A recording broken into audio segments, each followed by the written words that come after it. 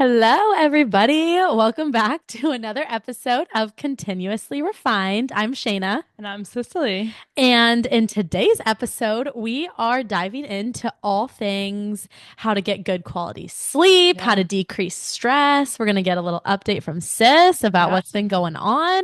And I think this one is really just going to be kind of an overarching, like, how, again, how to live a healthy lifestyle and Yeah. really focus on metabolic health and Yeah. how our entire body works together and how Yeah. all our systems work together. I'm so excited for this one because I feel like decreasing stress is something that I have to prioritize so much in my life and that I've if you had asked me in high school if I knew much about, I didn't know anything about it. And my high school experience definitely was super stressful with school and stuff. And so I think that coming into college and having to learn oh, stress isn't a good thing and here's what it does to my body and here's how I need to react to it has been just so helpful. Yeah, it really impacts, I think, a lot of our overall health and Yeah. our life. And it affects all these other bodily systems that we have, or bodily functions, I guess.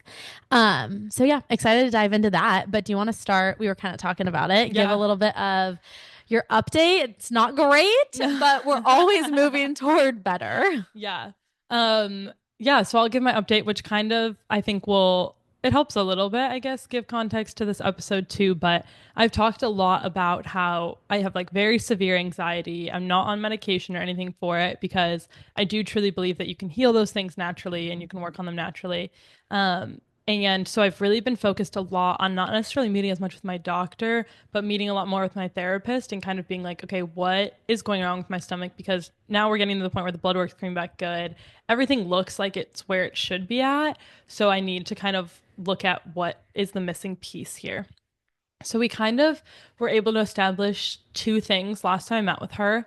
The first is psychosomatic symptoms. So people that experience emotions physically rather than mentally, which is essentially what is happening for me. So I'm experiencing all of my anxiety very physically, and so that can be seen through pain in my stomach, through mixing different signals of mixing a hunger signal with my stomach being in pain and things like that. So you have psychosomatic signals, and Yes. then there's another type of signal also, There's also somatic signals. somatic and psychosomatic. Yes.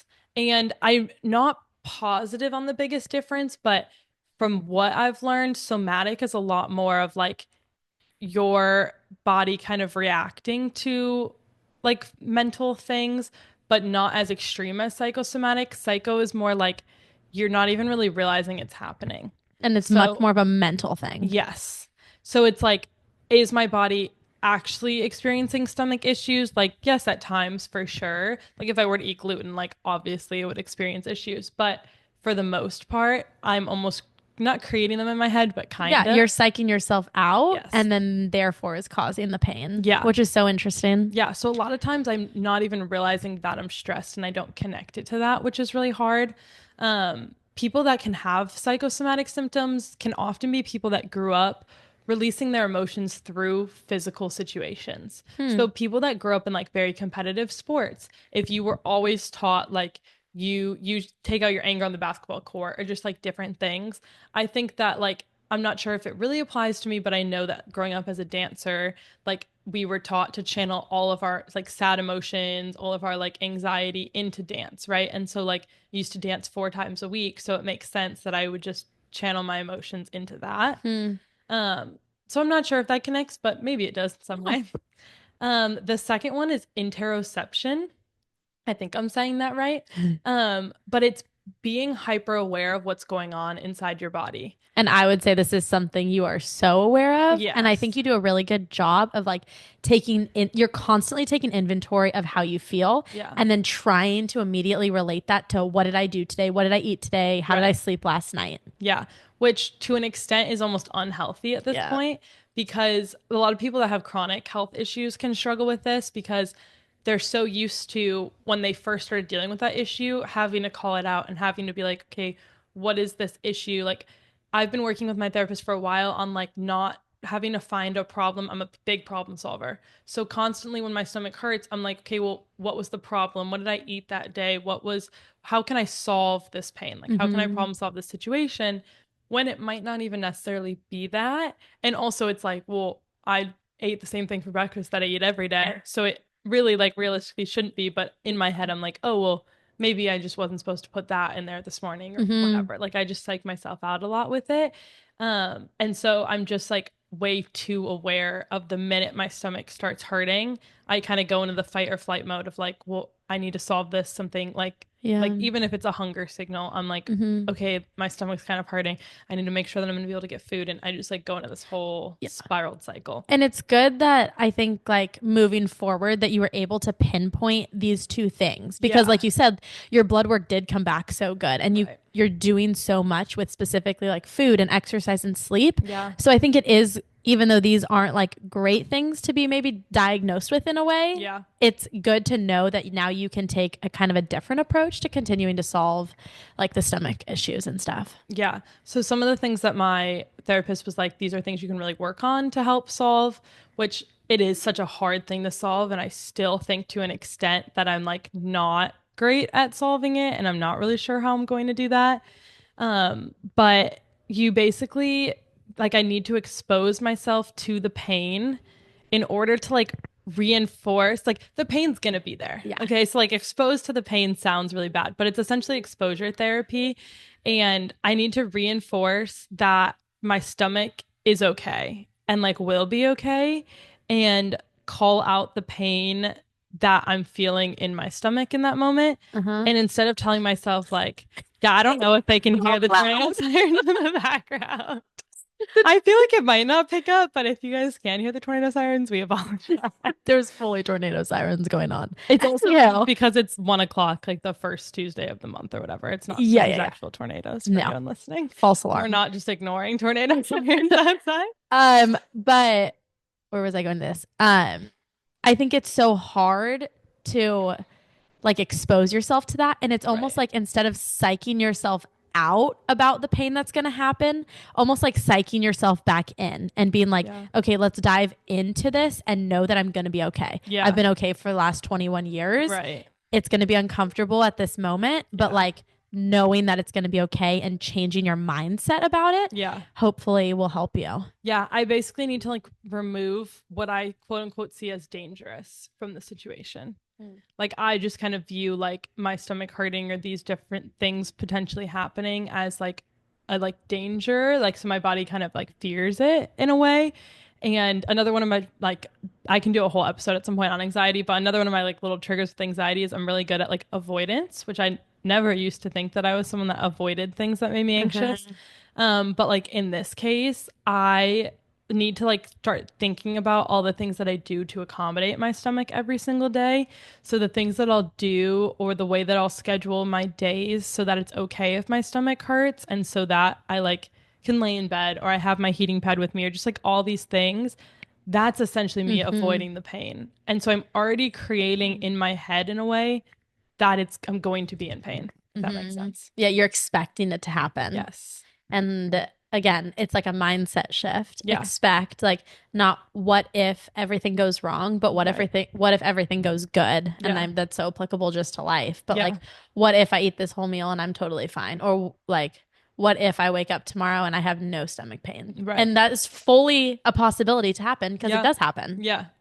Yeah, it So, does. But I feel like the days that it does, I don't realize as much as the days that it doesn't. Right. And so that's like another thing. So, yeah. yeah, all these things basically to say my goal is with all of this is to change how I'm handling and accommodating, but also just how I view my relationship with my stomach on a day to day basis. Mm, good. So, yeah, that's where we're at, guys. Well, thanks for sharing. And we'll definitely have to stay updated with that. And if Yeah. other people are kind of experiencing similar things and not just to stomach issues, but just like our mindset in general. Yeah. And I think working on changing your mindset and becoming maybe more optimistic, more glass half full can help, in any situation. Yeah, definitely.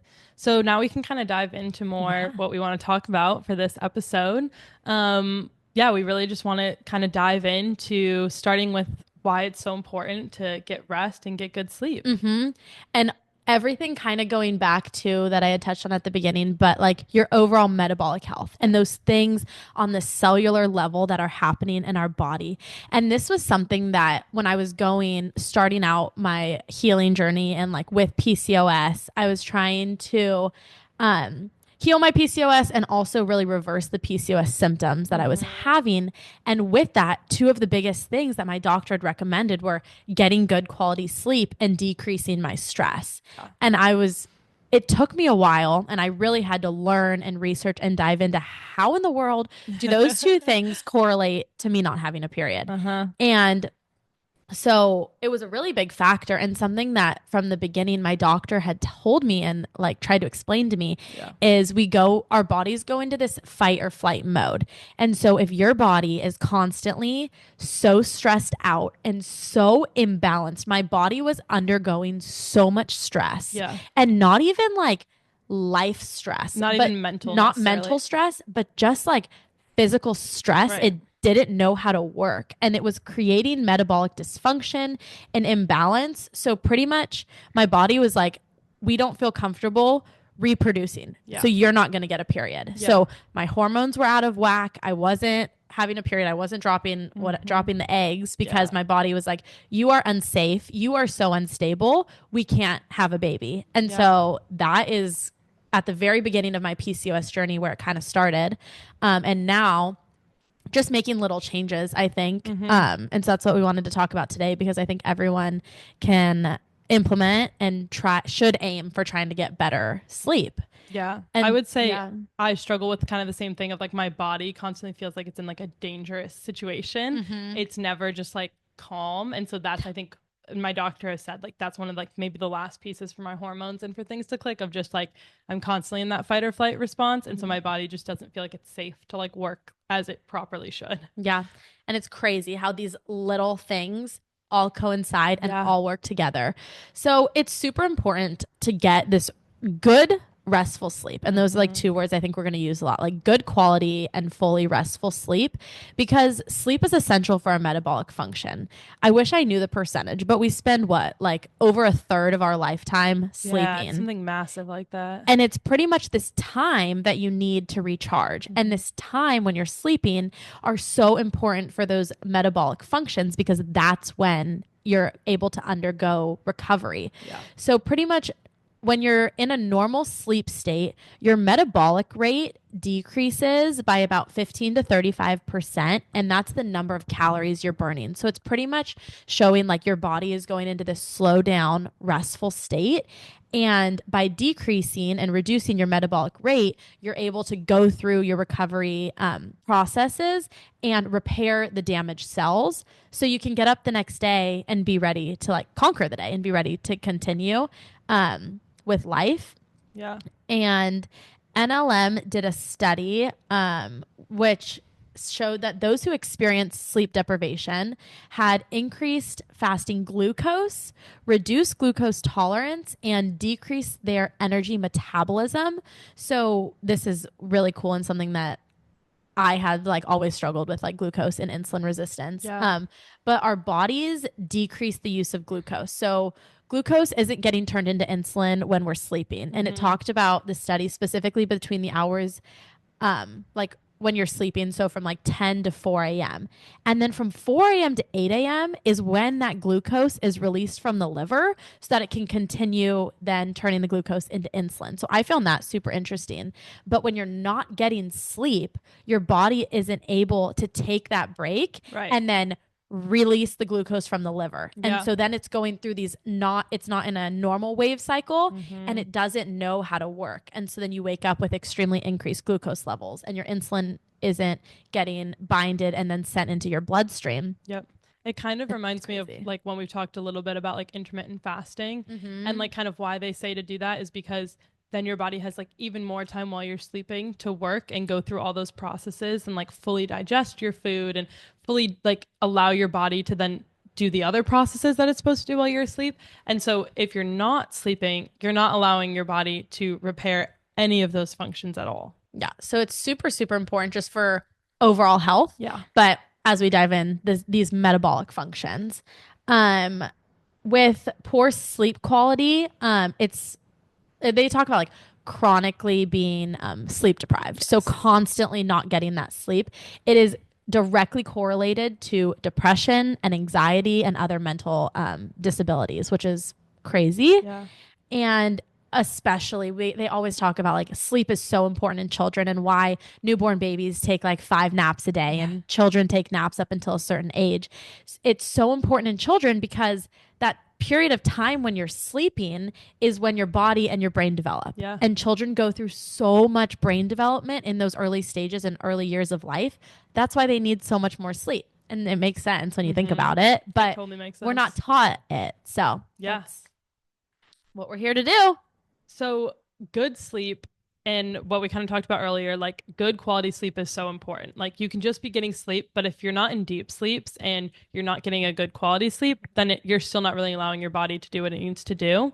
So good sleep is considered how long you sleep for. So the sleep duration, which most people should be getting between 7 and 9 hours of sleep. Yes. And women actually need more sleep than men. Yeah. And I don't know the exact hours, but men can like complete all of their, bodily recovery functions in like 7 hours, whereas the average woman needs more, closer to 9 hours to get on the same page of recovery. I also saw something the other day that when women's bodies transition into like fall and winter, they also need more sleep. So like if you notice yourself being more tired in the fall and winter months, it's because your body is naturally telling you to relax more. This is your time to rest more. And so that's kind of why we sometimes are more tired in those months too. Yeah. Taking in just like, I guess we're so earthy.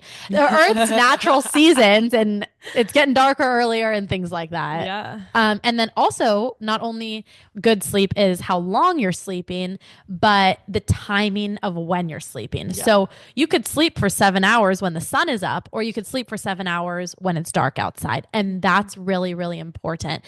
Going to bed around the time when the sun is setting and waking up around when the sun is rising, there's a reason for that. And there's a reason that we need darkness when we sleep and light when we're awake, and it should be directly correlated to when the sun is rising and setting. Yeah.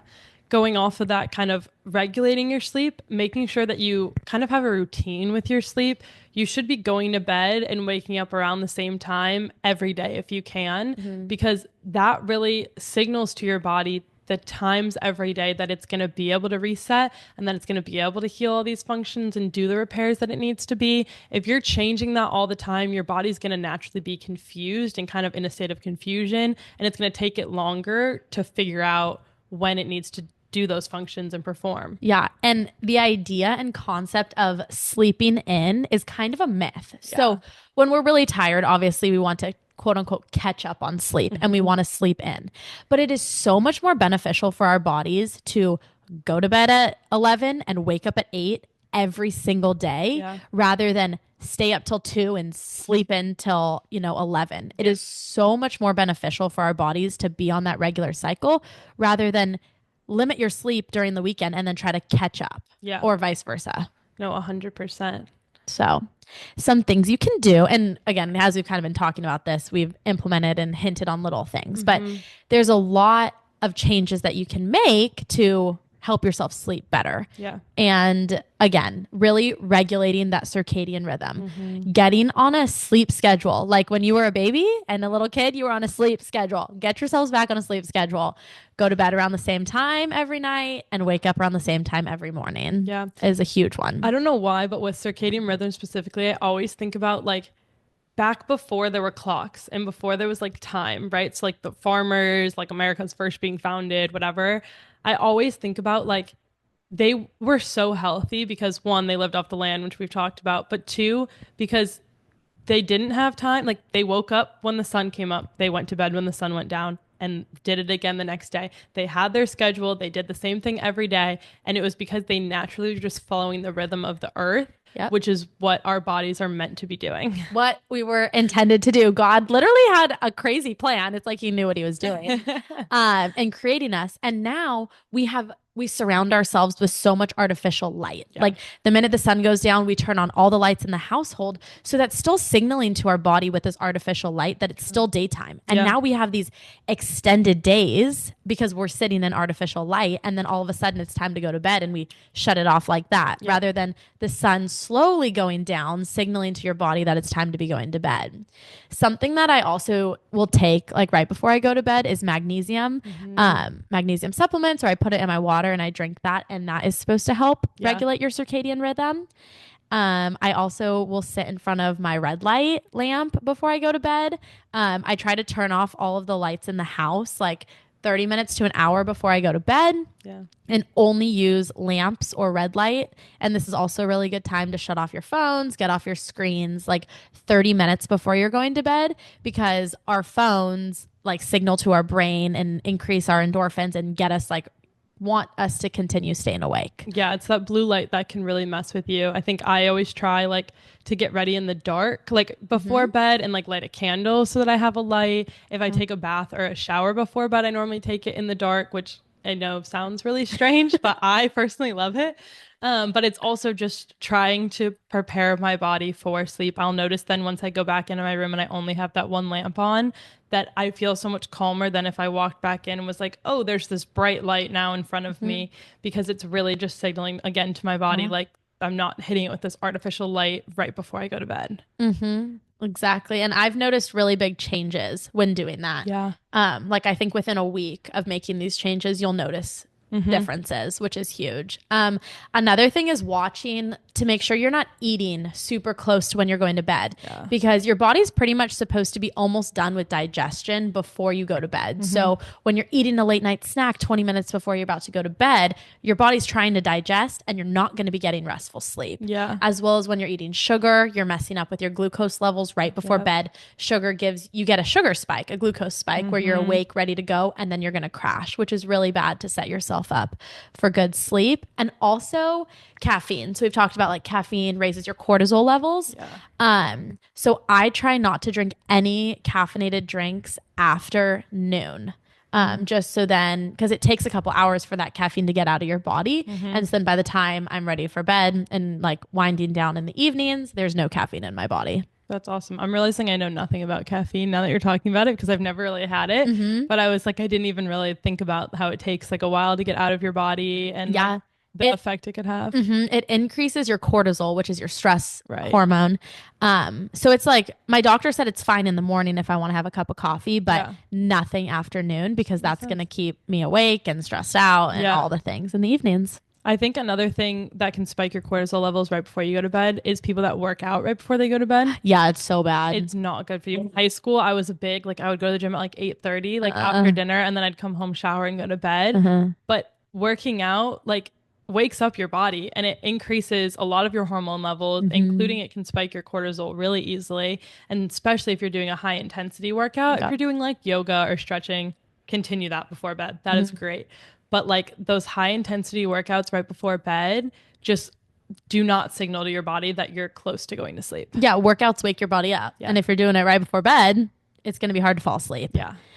And then another thing, cool temperatures, turn your fan on, lower your AC. I think your body, I'm not going to remember the exact temperature, but your body has to drop a few degrees in order to actually fall asleep. It's like 2 degrees or something, but having a cool temperatured room really helps. And then piggybacking off of exercise, having daily exercise also will help you sleep really well. Yeah. And you notice, I mean, the days that you have a really hard workout, you're a lot more likely to sleep really well that night, because your body has to go through a lot more recovery of recovering the muscles that you tore, and then like getting your heart rate back to normal. So daily exercise can really help you sleep well. Also, I noticed that one like so easily. Like if I didn't work out that day, it's a lot harder for me to fall asleep because my body's also not physically as tired. And when your body is more physically tired because you worked out that day, it naturally wants to go to sleep because it's like, okay, we're done for the day. Like we've done what we needed to today. Yep.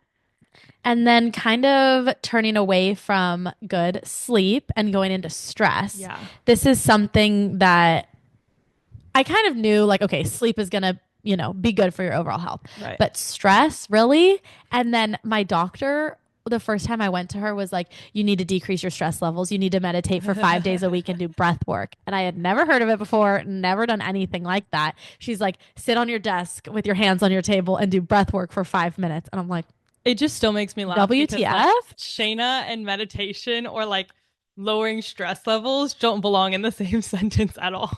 No, not at all. But I'm trying to do better, Yeah. and I really could implement it a lot more. Yeah. But it's super easy, do Yeah, it is. like 3 minutes of breath work, and it decreases your stress levels, which Mm-hmm. then does a million other things that we'll get into. Yeah. I think that I never realized how much like scientific evidence there was to decreasing your stress. Like, I mean, your stress is your cortisol hormone, which is Mm-hmm. literally connected to your hormones in your body. Like, it is all so scientifically related. I think stress was this thing that kind of started to be talked about as we grew up, especially with mental health. And like, Yeah. I feel like in high school, it was like, oh, you don't want to be stressed, which was just funny because they stressed you out so much. But then Mm-hmm. they were like, but don't be stressed. And so it was just like always this term that was thrown around. So I think it really helps to kind of dive into like kind of why we even get stressed, but then also like the things that you can do that maybe aren't super obvious to Mm-hmm. like help decrease stress.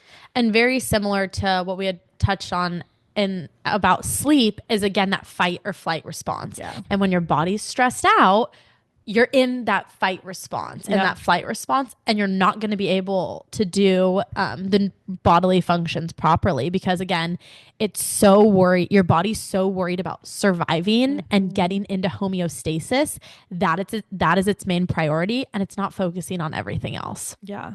You can also really put your body in a state of chronic stress if Mm-hmm. you are chronically stressed out, you're not doing anything to take care of it. Like, obviously, people live more stressed out lives. If you have a job that is more stressful, if you're a Mm-hmm. surgeon, things like that, like, those are genuinely going to be more stressful, but there are things you can do to combat that because having chronic stress can lead to metabolic dysfunction, which can lead to then obesity, cardiovascular disease, type 2 diabetes, and there's like a long list more of things Mm-hmm. that chronic stress helps play into and can negatively affect.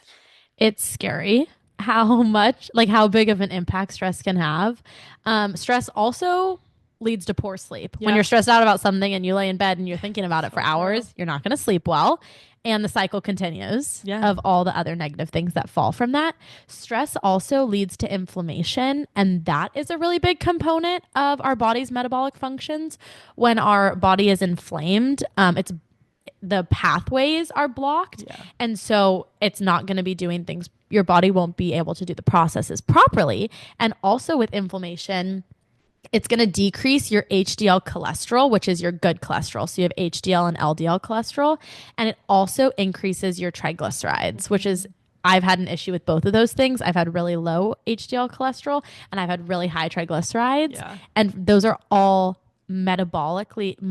on the metabolic cellular level that then impact your functions bigger than that. So It's so cool how your doctors, like our doctors, have been able to point out those things and be like, so that was because of stress. Like, you were stressed out, like whatever it is. Like, my doctor has gone through my blood work so many times, and on the side, like he writes in stuff and it'll be like stress, stress. And I'm like, I'm not stressed, but like your my body is stressed. Exactly. Yeah. My doctor was like, "Are you stressed out?" I'm like, "No." Right. I'm like, "Yeah, I have a couple classes here and there, but Yeah, but no." it's fine. But it's on the cellular level, and my Yes. body is stressed out because of all of the imbalances. Yeah, and the things that it's trying to do that it can, trying to take care of. Another really big thing that my doctor has worked with me a lot on is the vagus nerve. And I honestly, even until this episode, really didn't do a lot of research on kind of the scientific, like what is the vagus nerve in our body. But it was something that he was always like, I want you to work on vagal toning. It'll help with digestion. It'll help with different stuff. So I kind of wanted to talk about what that is. So our vagal nerves carry signals between our brain, our heart, and then our digestive system. They're a key part of our parasympathetic nervous system. And vagus nerve stimulation can help things like epilepsy, if you have reoccurring headaches and migraines, things like depression.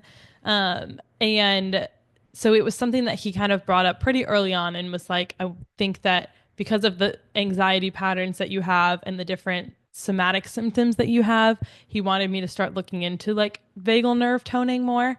The system controls specific body functions like digestion, your heart rate, your immune system. These functions are all like involuntary, so you can't consciously control them. They're just kind of functions that are going to happen in your body. And you have a left and a right vagal nerve, and those contain 75% of your parasympathetic nerve system's nerve fibers. Wow. So that is It's a most of your lot. parasympathetic Yeah. nerve It's system. a huge part. Yeah. And the fibers send information between your brain, heart, and then your digestive system, which we talked about earlier. The so there's the parasympathetic nervous system and the sympathetic nervous system. And the sympathetic nervous system is the one that has that fight or flight response that we've talked about, whereas the parasympathetic one is the one that controls rest and digest functions. So your vagal nerve runs from your brain all the way down to your large intestine. And normally, if you're someone that gets really stressed, like I can like feel where my vagal nerve is, but it starts like right behind your ear on both sides. So there's like a pressure point there that you can sometimes feel if you get super stressed. Huh. And there's different signs that your nerve could have damage. So if you have pain, if you have abdominal pain and bloating, if you have acid reflux, changes to your heart rate or changes to your blood pressure, fainting, dizziness, difficulty swallowing, loss of appetite, nausea, long list of things that I think a lot of people struggle with. Uh-huh. And so not to say that if you feel nauseous one day, it's your vagus nerve being damaged, right? Could be. Chronically, if that's an issue you're struggling with, it's definitely something to look into. When I go to my doctor in person, and he always wants me to come in person if I can, because he uses a vagus nerve stimulator. So it's like this little tiny device that they then like put up like against my neck, and they'll use it on both sides. And I think they hold it there for like maybe a minute, and they press it and they like tell me like to tell them when to stop, in terms of like they press it until I can like feel it like sending these kind of like electric like signals through my body. So like I can kind of just like feel the like vibration on it, and so I'll tell them when it like starts to feel too tight, and then they'll like stop the pressure there, and they'll hold it there for like a minute on both sides. And so it sends the electric signals through both sides of my vagus nerves, which can help to calm down any irregular electrical activity that's going on in my brain. Okay, so it's almost like what it's seeming like to me is like a pacemaker. Like it's Yeah. regulating your vagus nerve Yep. to the speed and intensity that it's supposed to be going on. Right. Because mine just runs on overdrive as everything else in my body does. Yeah. But there's also other things you can do, and you can definitely look into more vagal toning things to do. But one that my doctor has always recommended me do, and I'm normally good about it for about a week and then I forget about Yeah. it. So I need to establish it as a habit, because I went back through and was looking at the notes that my doctor has written, and on every single one this is listed. Okay. But before brushing your teeth, there's two like things that are really good to do. So before brushing your teeth, gargle with water for as long as you can. That will help to stimulate your vagus nerve. I guess because it's right there. Yeah. And making that like Yep. movement would get like regulate the frequency of. Yes. Huh. And then the second one is brushing like the midline of your tongue in small circles from like front to back for 30 to 60 seconds, or this is going to sound so strange, but until you get like a gentle gag like reflex to it, which I hate doing this one. Like I just can't. It's not for me. But that's another one that is also kind of stimulating that vagus nerve. So those are both two things that I should be doing that I don't do often. But there's other little things that you can do, like singing tone, like helps with your vagus nerve.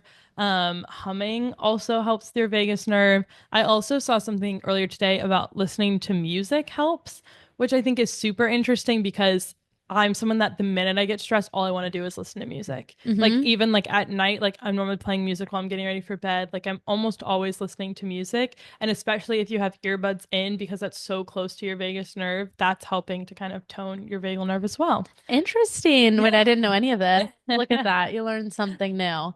Yeah, that's nothing. I've never talked about that with my doctor. So I'm going to bring that up to her next time and Yeah, you see. should. That's crazy. The gargling water one is really like it makes sense. Yeah. It makes sense, Well, but I that's never would just think it. It's about like it.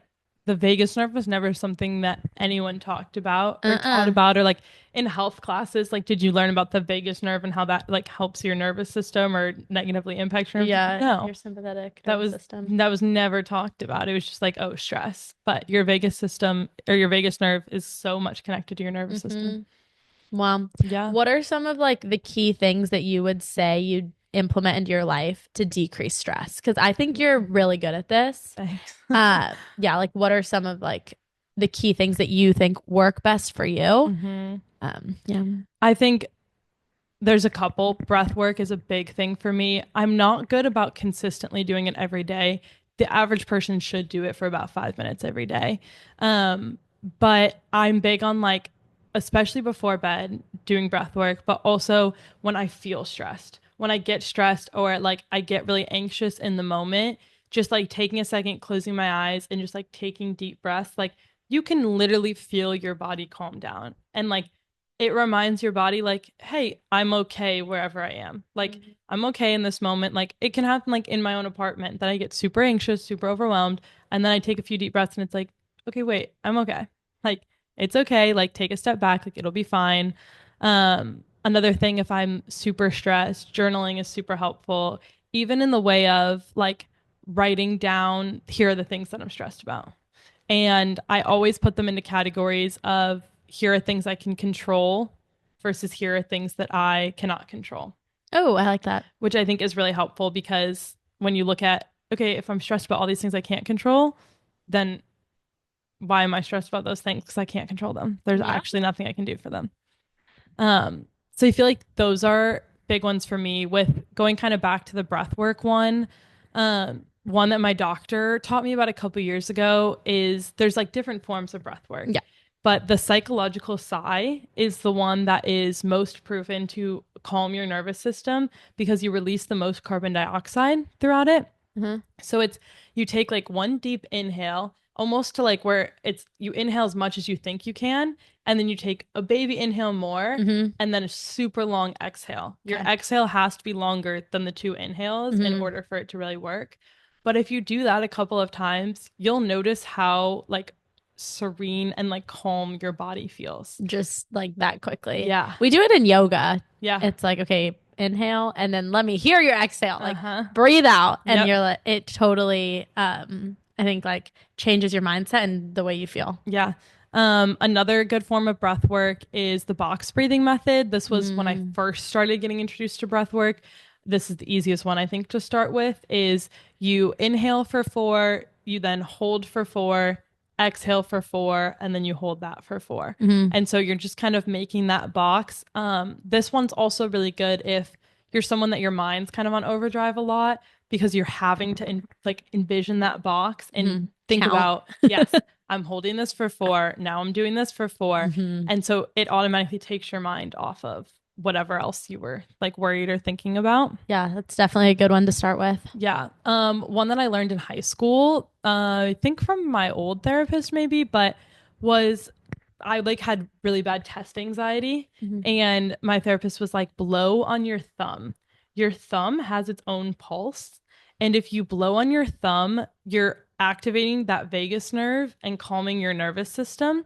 Um, and so it's a super easy way if you're stressed, like out in public and you don't want to like close your eyes and like do deep breaths. Mm-hmm. But it's a super easy way to just be like, okay, like I would do it before I take any test of just like, okay, I'm just going to blow on my thumb. Again, it's something that like you're thinking about. So you're not necessarily then thinking about whatever was in your head, but you're also calming your vagus nerve and nervous system at the same time. Interesting. I haven't heard that one before. Haven't heard that one before. I think also something that I do, like yoga. I love doing yoga because I'm getting a workout in. I guess I'm also working on breath work, slowing down. A good walk, like in the morning to get your sunshine, or in the evening after dinner time. You're also able to get like that natural light. But it's super relaxing, which is good. Listening to like music, praying, and then grounding is such a good one. And it has so many benefits. So take your shoes off and go stand in the grass outside. It is so good for you. And it balances the pH levels in your body, which also helps decrease the stress. Yeah. And like the stress throughout your whole body, not Mm-hmm. just feeling it mentally. Yeah. But helps decrease with inflammation too. Mm-hmm. I think meditation is another big one. I'm not as good with meditation as I used to be.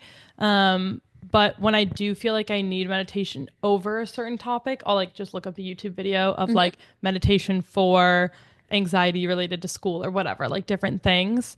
There's also really awesome apps for guided meditation. So you can use Headspace, the Calm app, Insight Timer, are three that I recommend. There's also, I think, doing a meditation where you're kind of sitting with yourself and you're thinking of like your five senses. So you sit there and you're just kind of like, what do I see? What do I feel? What like smells can I smell? What can I taste? Things like Hmm. that, because it's like you're having to just focus on those thoughts and Yeah. not whatever else you were really stressed about before. Mm-hmm. I also have, which I brought with me. So if you're not on the YouTube video, join us in the YouTube video. But I bought this when I think I first started working with my doctor. It's called a heart math. So this is like the box that it comes in and like what it looks like. But it's this little device that plugs. I don't know if I've ever even showed this No, to I've you. never seen this before. Have I told you about this? No. Oh, okay. This bottom part like plugs into your phone. And then this part you connect to like your earlobe, so like where kind of your Uh-huh. earring like is. And this little part, I don't know, you clip on your shirt or something if you feel the need for it. But you it helps you with breathing and it measures your heart rate variability and like your Oh heart yeah. rate. And so I like looked up exactly what the heart math says online. But it says the heart math app translates your heart rhythm patterns into a real-time coherence score that you can use to build your heart coherence. Huh. So when I first started doing it, which on the YouTube I can throw up some pictures of it, Yeah. but I don't do it as consistently as I used to. Like I literally opened it to use the other day and I hadn't done it since 2022, which is crazy. Mm-hmm. But it my coherence score has gone up so much. So like you can see that when I was first doing it, I was getting like 1.5, like maybe 3. When I most recently did it, I got close to 5 in a Oh, coherence score, okay. which is awesome. And the app that it plugs into is called Inner Balance, and you can there's like 3 different screens you can use while you're using the app. Hmm. So you're like breathing while you're doing it, and you can Uh-huh. do it for maybe 5 minutes. But one of them's like the circle, so you like inhale as the circle opens, Oh yeah. exhale as the Uh-huh. circle closes, and then another one is just like this like calm naturescape that's moving, and you can see the heart rate like going at the top, and so Yeah. you want it to be as like smooth as it can. Uh-huh. And I'll literally notice while I'm doing it I'll like my mind will like wander at one Yeah. point, right? And when my mind wanders, I can see the like then like little like divots in That's the like crazy. whatever the graph. Yeah. Which is really like interesting to see. And Mm-hmm. sometimes I'll do it and like kind of not make myself really anxious, but like without breathing just to kind of compare it to like Hmm. what the difference is. But its goal is to just teach you then how to be able to do that on your own. So I feel Yeah. like now I do it with the heart math Huh? most like at night before I go to bed, but I can also do it now on my own where Yeah, I'm you like, can see yes, because you were able to see it, yep, now you can do it on your you're own. like learning the patterns of Huh. it. That Yeah. is so interesting. I didn't know that. Okay, thanks for You're sharing. welcome. That's super, super cool. Yeah. Do you want to hit on anything else? We talked about journaling a little bit. I think that journaling, kind of as we said, like you can start with prompts. Mm-hmm. I feel like even on Instagram Reels on TikTok, it's super Yeah. easy to find like journaling prompts of like answer this question. There's just like scientific evidence of like putting pen to paper, Mm-hmm. how good that is for your brain in general. Yeah. You can also just write about your day. That's a super easy one to start. When Uh-huh. I first started journaling, that's kind of what I turned to at first. And there's also, I brought all of these with me too. Okay, let's see if I don't think I brought, yeah, my other journals in my room, but there is also a 5 minute journal that's Oh, literally $8 on Amazon. yeah. And I know I've seen so many reels, like so many people have this, but inside of it, it asks you like every single day, it gives you like a little quote. So, like, if I were to be doing it today, it says, remember what you forgive, you heal, and when you let go, you grow. And you like write the date at top, and then you write 3 things I am grateful for. Mm-hmm. three things that would make today great, and then daily affirmations. So, like, I am whatever. And then you come back at night and you write down three amazing things that happened today and how could I have made today even better. Wait, that's so sweet. Yeah. I love that. And Um, like it really changes your perspective. it changes your mentality Yeah. so quickly. And I think it's super helpful because, especially if you're an anxious person or you're a worrier and Hmm. that's what's causing your stress, you can't be grateful and anxious at the same time. Your Mm. body cannot physically feel both those emotions at the same time. Hmm. And so, through this, you're having to give gratitude in whatever you're going through. Even if it's something hard, you're like, you know what? I'm grateful at the end of the day that I got through whatever that was. Yeah. So, I think that that's really awesome. I kind of think I don't think I put this on here, but reading is one that can decrease Yeah. your stress. Whether it's just reading a book to get your mind off of whatever's going on in your life. Hmm. But I also have these two that this was one I got kind of recently, or I got kind of a while ago, but then I picked up again Oh recently. yeah. Called Notes on a Nervous Planet. It's like Mm. very short little excerpts, and some of them are just like little poems, but Hmm. that book's been awesome. And then this is one that we all love, Yeah. but The Ruthless Elimination of Hurry, Uh-huh. which So kind of good. goes back to our whole slow down thing. Yeah. The number one way that you can calm your nervous system and decrease stress is to literally just slow down.